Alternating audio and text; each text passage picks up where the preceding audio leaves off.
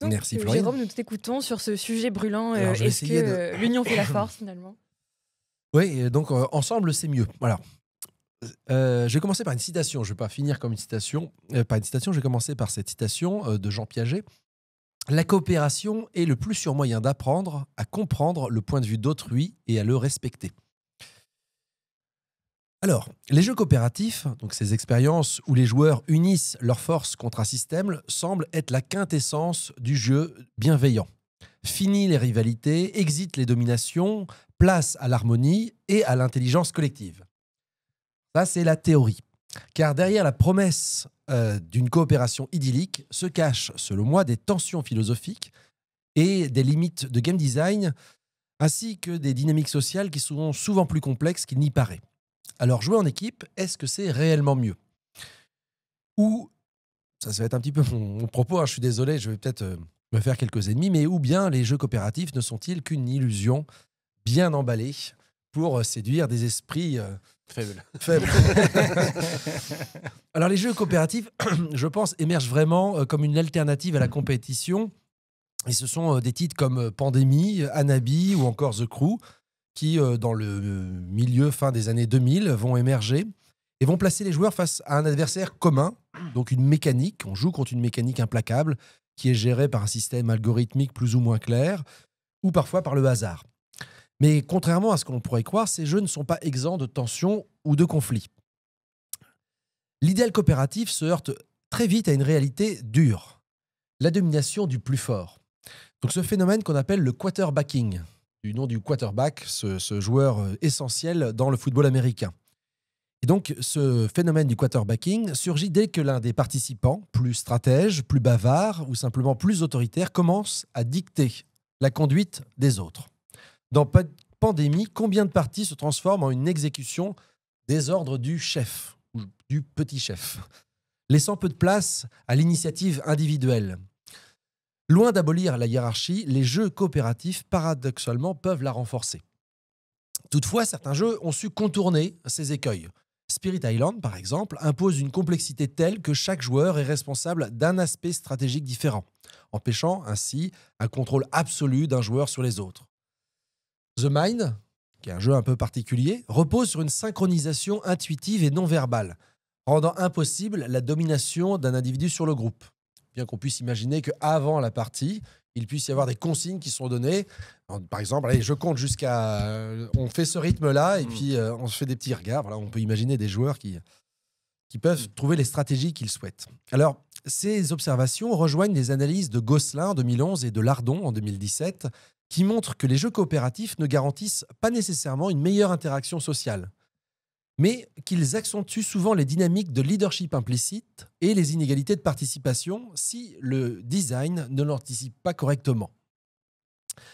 La philosophie même du jeu coopératif nous invite à repenser nos interactions sociales. Jean Piaget, que je citais tout à l'heure, voyait dans le jeu une manière pour l'enfant d'intégrer les règles et la morale collective, tandis que Lev Vygotsky insistait, lui, sur l'apprentissage par la collaboration. Mais le jeu coopératif est-il un modèle d'égalité ou plutôt un outil de contrôle?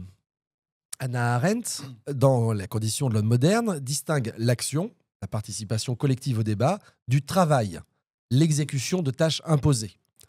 Un jeu coopératif où un joueur impose sa vision transforme le plaisir ludique en un simple travail mécanique. La liberté du joueur devient à ce moment-là secondaire par rapport à l'optimisation collective.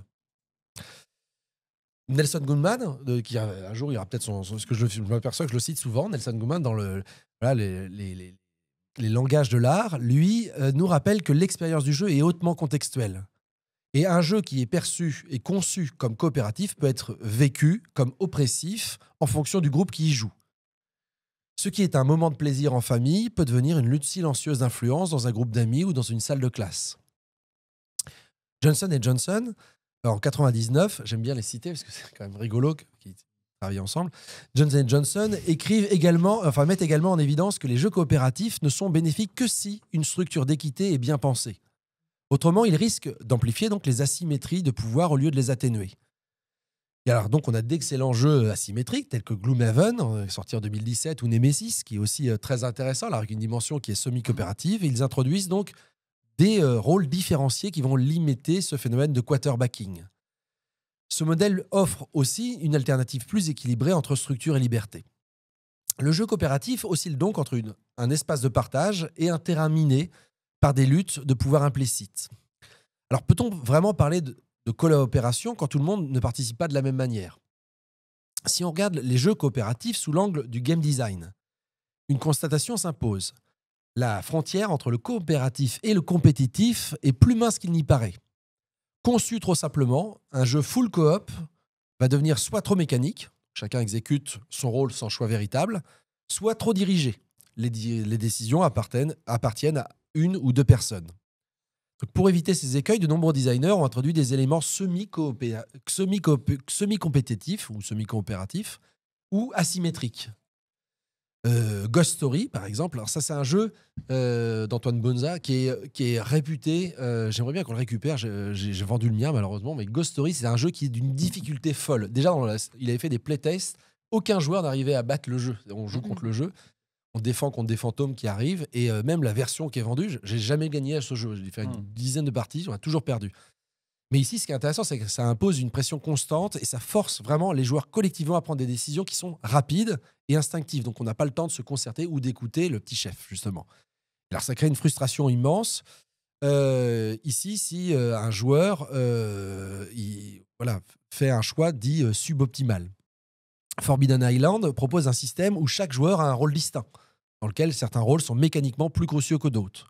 The Crew, excellent jeu également, qui est coopératif. Il semble coopératif, mais en réalité, il fonctionne sur une logique d'optimisation. C'est pour moi, finalement, The Crew, je le vois toujours comme un jeu de gestion où la moindre erreur individuelle va impacter tout le groupe. Et donc là, ici, il y a un stress latent qui est plutôt digne d'un jeu compétitif.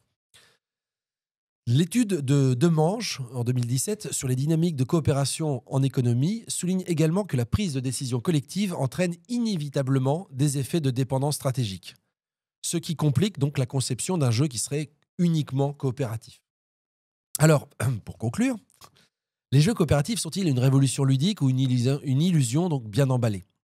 Je pense qu'ils offrent indéniablement des expériences riches, mais ne sont pas exempts des travers qu'ils prétendent combattre. La prise de pouvoir, la frustration, les inégalités de participation.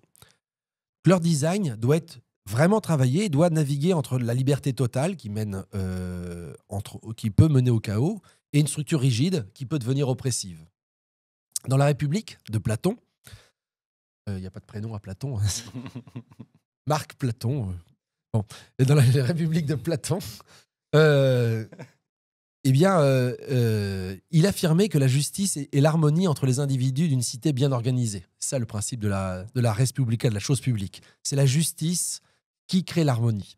Un bon jeu coopératif, lui aussi, doit être dans cet équilibre entre liberté et contrainte, entre collaboration et prise d'initiative. Il ne suffit pas de poser un objectif commun et espérer que l'harmonie naisse d'elle-même. Le défi du jeu coopératif, c'est que l'on joue ensemble, et aussi de faire ressentir que nos choix individuels comptent. Alors, je vous invite, toutes et tous, à la prochaine fois que vous ferez un jeu coopératif, à vraiment vous poser la question à chaque instant, est-ce que vous êtes en train de coopérer réellement ou est-ce que vous êtes en train de suivre les ordres un peu bêtement? Merci Jérôme. Donc on rappelle qu'il est parfois utile de ne pas suivre les ordres un peu bêtement. Exactement, c'est ce que je passe mon temps à répéter aux gens qui m'obéissent. Mais n'arrêtez de m'écouter. C'était pas orienté vers toi.